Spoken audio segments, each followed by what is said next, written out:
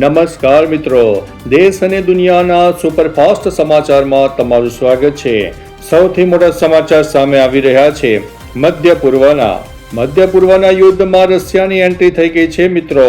America અને Iran વચ્ચે સમજૂતી કરવા માટે પુતિનની ઓફર સામે આવી છે। અન્ય મહત્વના સમાચારની વાત કરીએ તો અમેરિકન સેન્ટ્રલ કમાન્ડ સેન્ટકોમ કે હોર્મુઝની નાકાબંધી કર્યાની જાહેરાત કરી છે। હવે દુનિયા વધુ ને વધુ ટેન્શનમાં આવી રહી છે કે હવે આવનારા દિવસોમાં શું થશે। ત્યારે આગળ વાત કરીશું અમેરિકા અને ઈરાન વચ્ચે શાંતિ મંત્રણા નિષ્ફળ જતા ક્રૂડ ઓઇલના ભાવમાં બ્લાસ્ટ થયો છે। ફરીથી $100 પાર થઈ ગયું છે। આગળ વાત કરીશું નાસા મિશનમાં નાસાનું આર્ટેમિસ સેકન્ડ મિશન ચંદ્રની યાત્રા ખેડીને સફળતાપૂર્વક પૃથ્વી પર પાછું ફરી ગયું છે। 4 અવકાશી યાત્રીઓએ પેસિફિક મહાસાગરમાં સુરક્ષિત રીતે તેને લેન્ડિંગ કરાવ્યું છે। અન્ય મહત્વના સમાચારની વાત કરીએ તો બિહારમાં ડોક્ટરો પર પ્રતિબંધ। નીતિશ સરકારે સરકારી ડોક્ટરોની પ્રાઇવેટ પ્રેક્ટિસ ઉપર મિત્રો સંપૂર્ણ પ્રતિબંધ લગાવી દીધો છે। હવે સરકારી ડોક્ટરો ખાનગી ક્લિનિક ચલાવી શકશે નહીં। ત્યારે આગળ વાત થશે ચેટ જીપીટીની। એલર્ટ થઈ જાઓ, ઓપન એઆઈએ તેના યુઝર્સ માટે સિક્યુરિટી એલર્ટ જારી કર્યું છે। જો તમે એપ્લિકેશન અપડેટ નહીં કરો તો તમારો એક્સેસ બંધ થઈ શકે છે। આગળ વાત કરીશું ગીગ વર્કર્સ માટે સુવિધાની મોટી વાતો। દિલ્હી સરકારે ઝોમેટો, સ્વિગી જેવા ગીગ વર્કર્સ માટે રેસ્ટિંગ સેન્ટર એટલે કે આરામ કરવા માટેના કેન્દ્રો બનાવવાનો નિર્ણય લીધો છે। અન્ય મહત્વના સમાચારની વાત કરીએ તો માનસિક સ્વાસ્થ્ય રિપોર્ટ સામે આવ્યો છે। એક નવા સંશોધન મુજબ દેશની 22% મહિલાઓ ડિપ્રેશનનો શિકાર છે। પ્રેગ્નન્સી દરમિયાન પરફેક્ટ મધર બનવાનું દબાણ અને હંમેશા ખુશ રહેવાનું સોશિયલ પ્રેશર મહિલાઓના સ્વાસ્થ્ય સામે જોખમી સાબિત થઈ રહ્યું છે। અન્ય મહત્વના સમાચારની વાત કરીએ તો રાજસ્થાનમાં ફ્રી ઇન્ટરનેટ। રાજસ્થાનના અજમેર જિલ્લાનું કેકડી શહેર આખું ફ્રી વાઈફાઈ ઝોન જાહેર કરવામાં આવ્યું છે। અહીંના રહેવાસીઓને 24 કલાક હાઈ સ્પીડ ઇન્ટરનેટ મફત મળી રહેશે। અન્ય મહત્વના સમાચારની વાત કરીએ તો હિમાચલ પ્રદેશની રાજ્યના વિદ્યાર્થીઓ માટે સરસ સમાચાર છે।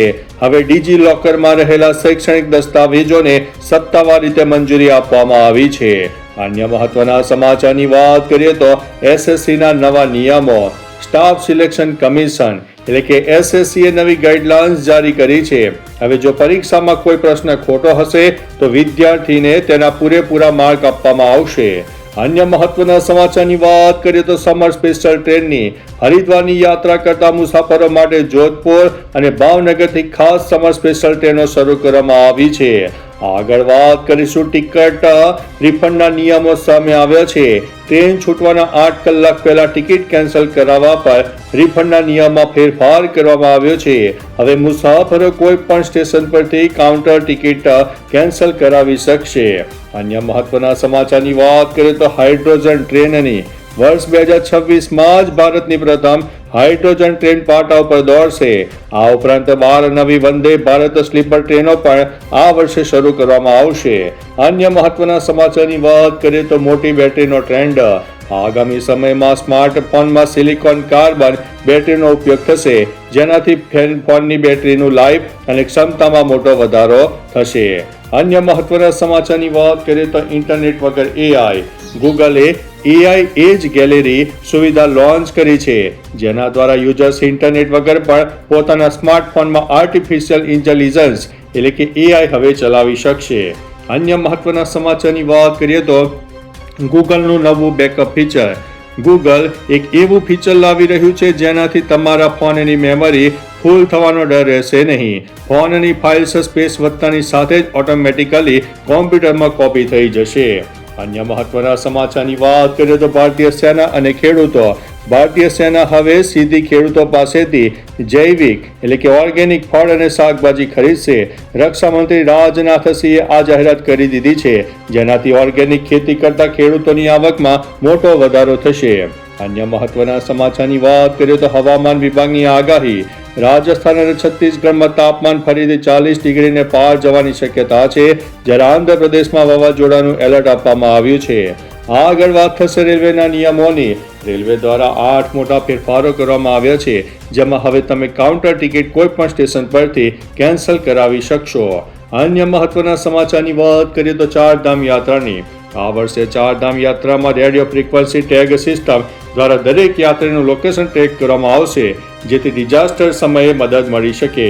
અન્ય મહત્વના સમાચારની વાત કરીએ તો ગૂગલ પેનું નવું ફીચર. હવે બાળકો પણ પેમેન્ટ કરી શકશે, પરંતુ તેનું નિયંત્રણ અને પરવાનગી માતા પિતા પાસે રહેશે.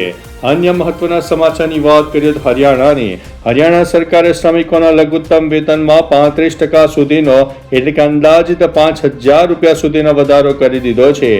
આગળ વાત કરીશું ઉત્તર પ્રદેશની.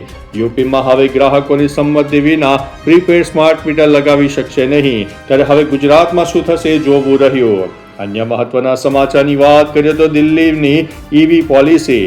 દિલ્હીમાં 1 એપ્રિલ 2028થી પેટ્રોલવાળા 2 વ્હીલરનું વેચાણ અને રજીસ્ટ્રેશન બંધ કરવાનો નિર્ણય લેવામાં આવ્યો છે. તો ચાલો મિત્રો, ફરીથી દેશ અને દુનિયાના સુપરફાસ્ટ સમાચાર લઈને મળતા રહીશો. ત્યાં સુધી અમને રજા આપશો. નમસ્તે.